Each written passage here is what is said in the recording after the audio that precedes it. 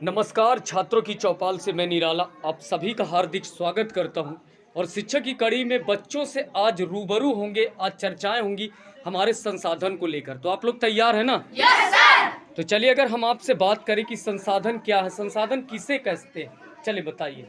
प्रत्येक वस्तु जिसका उपयोग आवश्यकताओं को पूरा करने के लिए किया जाता है उसे हम संसाधन कहते हैं। बहुत बढ़िया। आगे अगर हम आपसे चर्चा करें कि संसाधन के कितने प्रकार होते हैं ना, चलिए बताइए। संसाधन के 3 प्रकार होते हैं: प्राकृतिक संसाधन, मानव संसाधन, मानव निर्मित संसाधन। बहुत बढ़िया। आगे अगर हम आपसे चर्चा करें कि पृथ्वी पर संसाधन असमान रूप से क्यों वितरित है ना, चलिए बताइए आप। पृथ्वी पर संसाधन असमान रूप से इसलिए वितरित है क्योंकि पृथ्वी पर संसाधनों का वितरण भौतिक कारकों पर निर्भर करता है, जैसे धरातल, जलवायु, ऊंचाई एवं वनस्पति। बहुत बढ़िया। आगे अगर हम आपसे चर्चा करें कि संसाधन संरक्षण क्या है ना, बताइए संसाधन संरक्षण क्या? संसाधनों का सतर्कतापूर्वक उपयोग, उन्हें नवीकरण के लिए समय देना संसाधन संरक्षण कहलाता है। बहुत बढ़िया। आगे अगर हम आपसे चर्चा करें कि मानव संसाधन महत्वपूर्ण है क्यों, है ना, चलिए बताइए आप। मानव संसाधन इसलिए महत्वपूर्ण है क्योंकि मनुष्य की योग्यताएं ही भौतिक पदार्थों को मूल्यवान संसाधन बनाने में सहायता करता है। बहुत बढ़िया।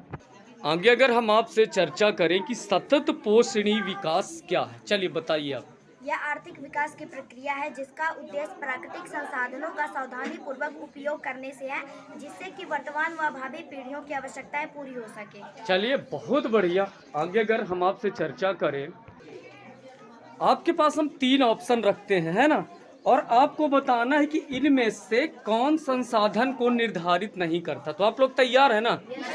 चलिए, उपयोगिता, मूल्य और मात्रा, बताइए। मात्रा संसाधन को निर्धारित नहीं करता। बहुत बढ़िया।